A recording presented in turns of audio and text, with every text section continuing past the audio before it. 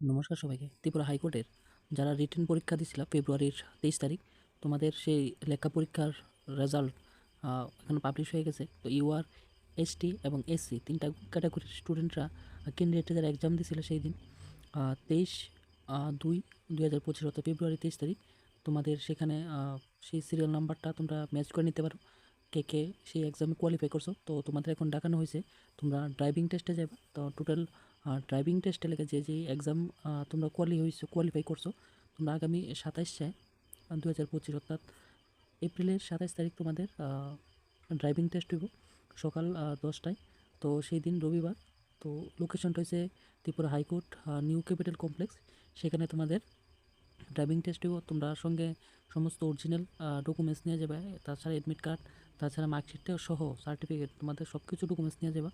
এবং তোমাদের সকাল 10টার থেকে কিন্তু তোমাদের অবশ্যই সকাল 9টার মধ্যে ওইখানে গিয়ে তোমাদের নাম লিখাতে হইব। 27/4 অর্থাৎ এপ্রিলের 27 তারিখ, সেই দিন রবিবার। ওই সময়ের মধ্যে অবশ্যই তোমাদের সেখানে গিয়ে তোমাদের সমস্ত ডকুমেন্টস নিয়ে তোমাদের সেই জায়গায় তোমাদের ড্রাইভিং টেস্ট সেখানে নেওয়া হইব।